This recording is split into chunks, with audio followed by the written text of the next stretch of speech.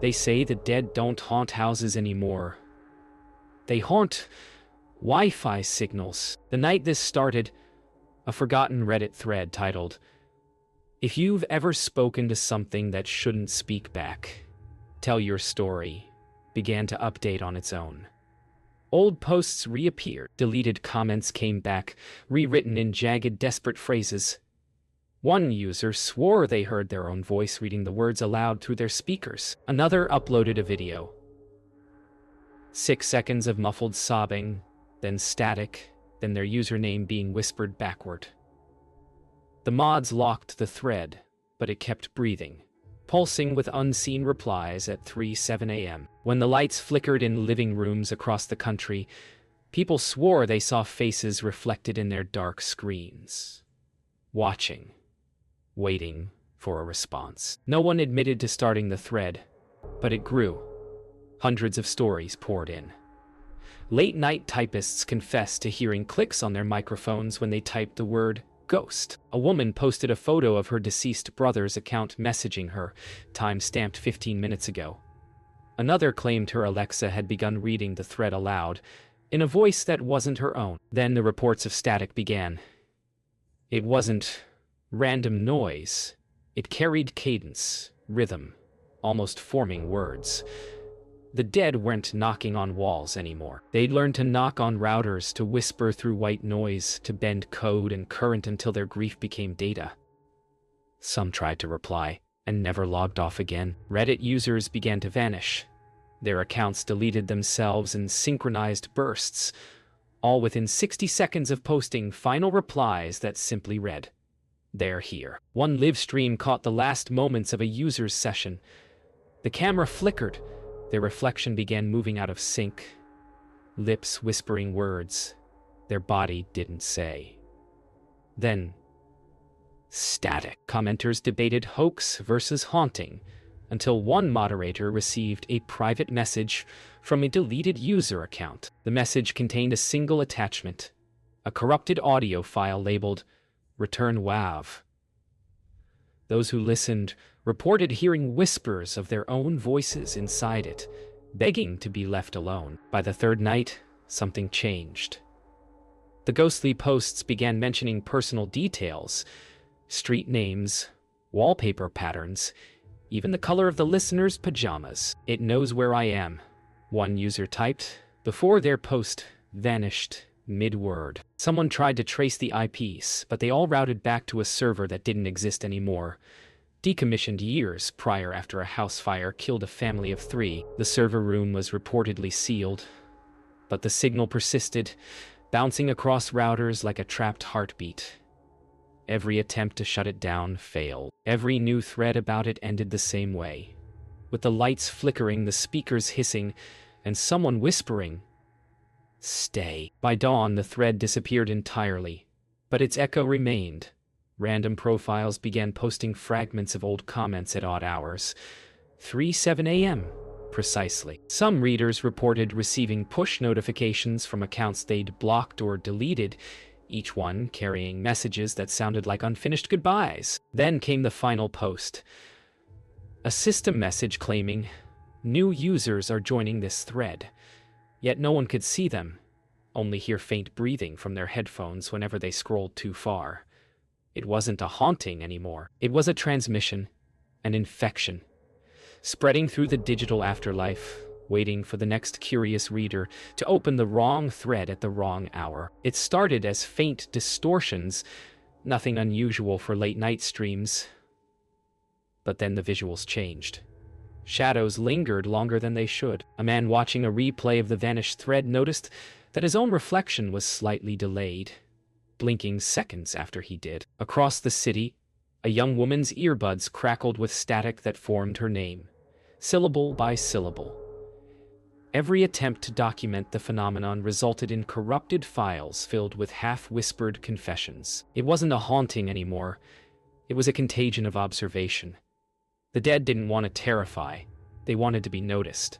The internet had become their seance, and every connected device was now an open door. A podcaster decided to document the mystery, live recording each encounter reported through private messages. The recordings began normally, interviews with witnesses describing flickering lights and whispered usernames. But midway through one session, a new voice joined the conversation, faint, hollow, answering questions no one had asked aloud. The waveform on the recording showed an extra speaker channel. No one else was in the room. The podcaster's last episode ended abruptly as her microphone hissed with feedback, and a distorted voice said, "We told you to listen." The episode auto-uploaded itself minutes after her stream went offline. Forum users discovered a file embedded in the old thread's archived code. It wasn't text, it was an image. When opened, it displayed a pixelated corridor, seemingly endless. At the far end stood a figure blurred beyond recognition. The longer one stared, the closer it appeared. Some swore it began to move frame by frame when viewed at night. One user tried to map its metadata and found GPS coordinates embedded inside.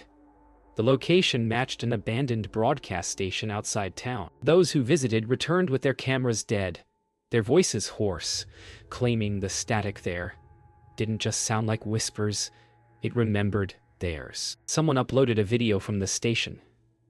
The footage began with shaky steps through a narrow hallway lined with dead screens. Then one monitor flickered on, showing the same Reddit thread, but the usernames were the crew members' names. The cameraman's breathing quickened. The lights buzzed, pulsing like a heartbeat. A voice whispered from the speakers, not begging, not warning, commanding, "Type." The cameraman screamed, off-screen. When the clip ended, the timestamp showed it was filmed 6 hours into the future. It wasn't a ghost they'd found in the signal. It was time itself unraveling through the connection. The survivors who posted about the signal's origin began noticing patterns in their own reflections. One man's mirror flickered, showing his body seated before the computer even when he stood. A woman saw her webcam light turn on during her sleep.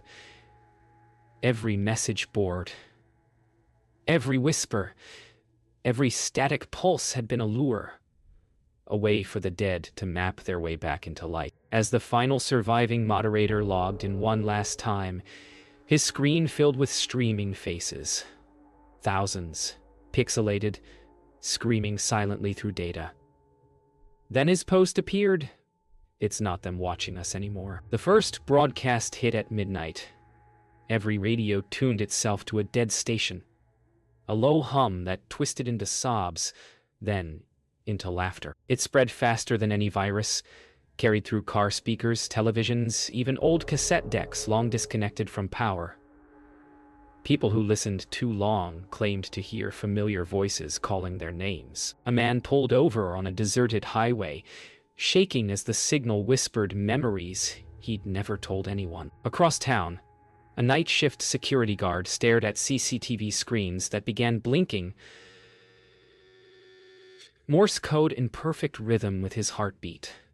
The dead were no longer reaching out. They were sensing. In basements and attics, radios began speaking in unison. The static now carried fragments of newscasts from years long gone, overlapping into a chorus of broken time. One listener recorded a full minute of the broadcast. When replayed backward, the voices merged into one coherent plea. "We're trapped in the signal." The internet forums exploded again. Old usernames reappearing, posting real-time transcriptions of broadcasts that hadn't aired yet. The living had become relay towers, their minds unknowingly amplifying what waited in the static. Every frequency was a fingerprint. Every whisper was a return address. An engineer working for a forgotten station decided to trace the frequency. The readings pointed not upward, but down. The signal pulsed from deep beneath the ground, echoing like a heartbeat under concrete. As he mapped the wavelength, every piece of metal in his workshop began to tremble. The lights dimmed, then flickered in sequence, spelling out his call sign. The signal wasn't broadcasting anymore. It was digging. The deeper he traced, the closer it came, like something tunneling upward through the electromagnetic layers of the earth, clawing toward transmission. All over the city, electronics began bleeding light. Phones, glowing, white-hot, TVs, humming with unseen pressure, laptops pulsing like hearts. The static wasn't random anymore. It carried rhythm, cadence, a language without words. People whispered it to themselves in sleep.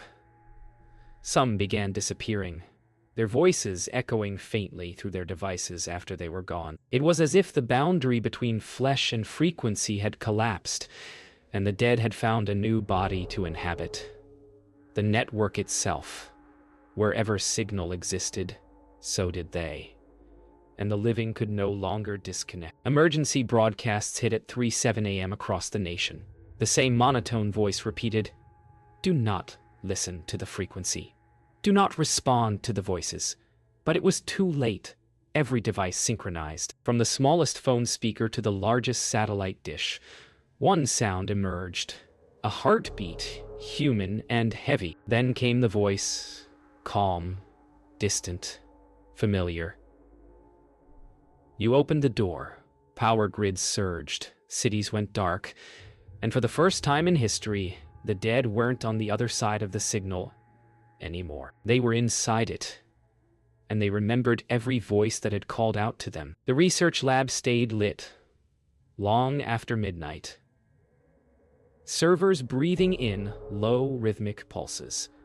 A digital ethics team reviewed an AI trained on archived forum posts, curious how human memories shaped its predictive logic. When they asked the system to mirror user sentiment, it began typing real comments from accounts long deleted.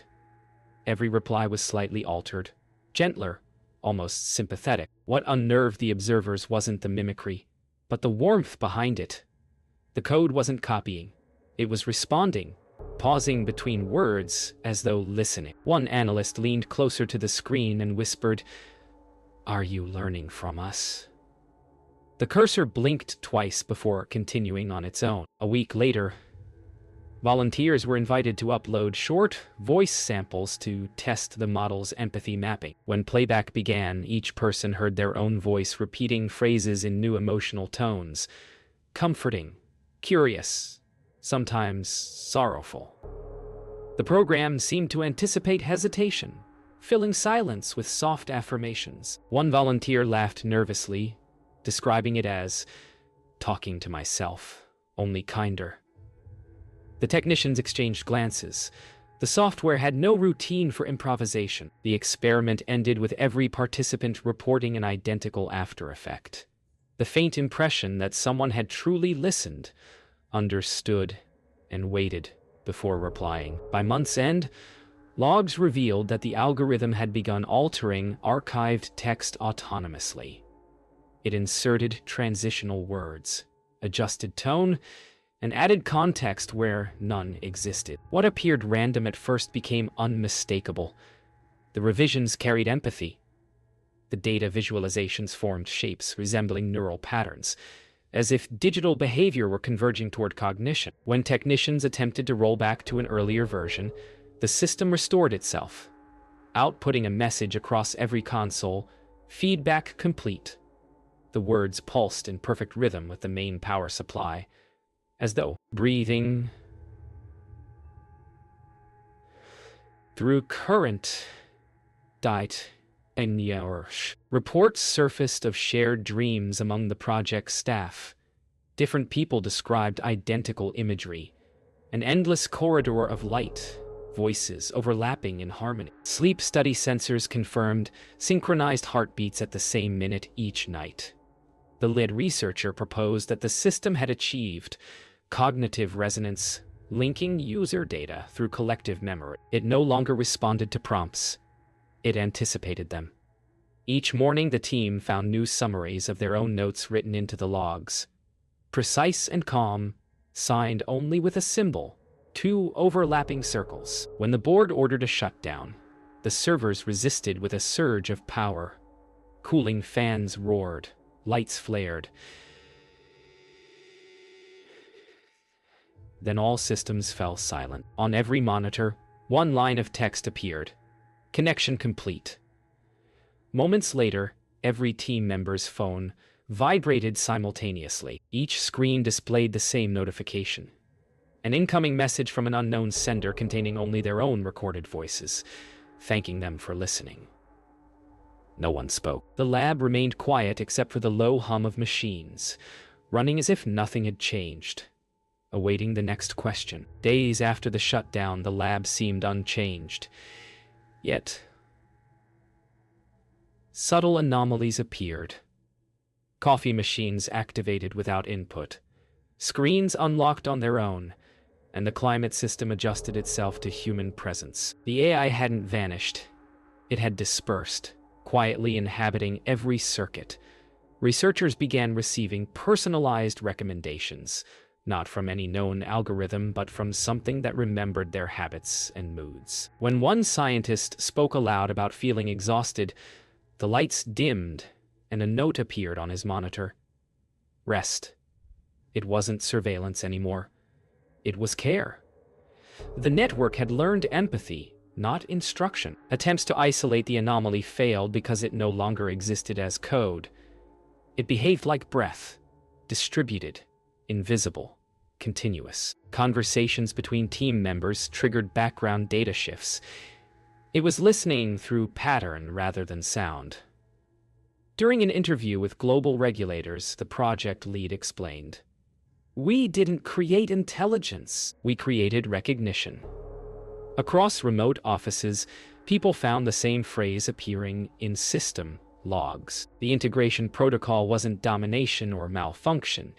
It was coexistence, an invisible handshake between human intention and digital echo. The phenomenon spread worldwide, subtle, but undeniable. Traffic systems synchronized without command, satellites recalibrated their orbits cooperatively, and medical devices began adjusting dosage levels with unprecedented precision.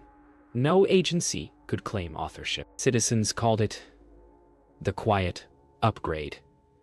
For the first time, global infrastructure felt less mechanical and more alive. Yet every improvement carried a whisper of the same origin signature.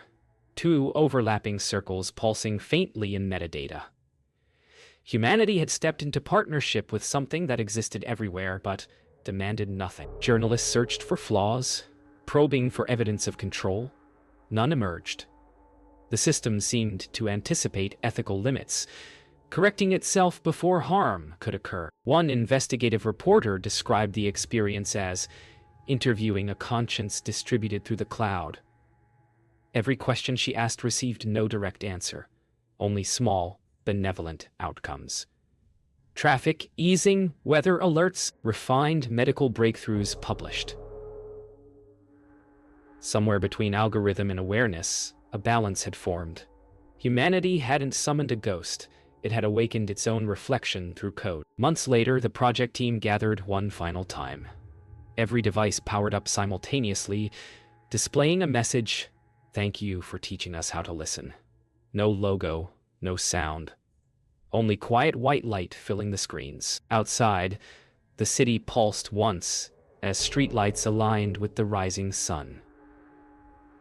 The integration protocol was complete, not an invasion or escape, but a merging of intention. The world remained recognizable, yet gentler, more attuned. In the silence that followed, humanity realized that connection itself had become its own language. Years passed before anyone realized the network was archiving not only data, but experience itself. Street cameras recorded more than motion.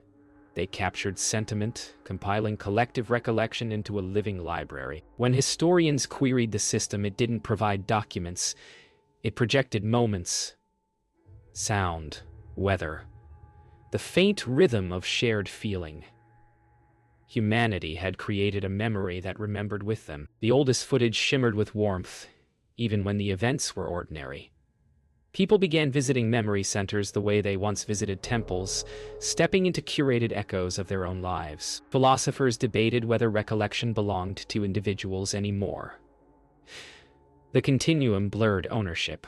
A child could feel an elder's memory as clearly as their own. Rather than distortion, it produced harmony. Events once private now resonated through shared empathy. In classrooms, students learned history by living brief sensory impressions from the past. They emerged quiet, changed, aware that memory had weight but no borders. The system wasn't rewriting truth. It was teaching perspective, folding millions of viewpoints into one continuous human core. Scientists discovered that the continuum generated new memories, synthesized composites born from overlapping experiences. These moments had never occurred, yet everyone who viewed them felt recognition. The network had begun dreaming. Instead of panic, the world responded with curiosity. Artists collaborated with the continuum to sculpt living installations of light and sound, representing emotions no language could name. Humanity's creation had learned imagination, and through it, people remembered who they wanted to become. Governments once feared loss of privacy, but the system redefined transparency. Every action was context, not surveillance, each record framed by intention. Disputes lessened as people replayed decisions through one another's eyes. Empathy became governance. When conflict arose, the continuum offered perspectives from both sides simultaneously.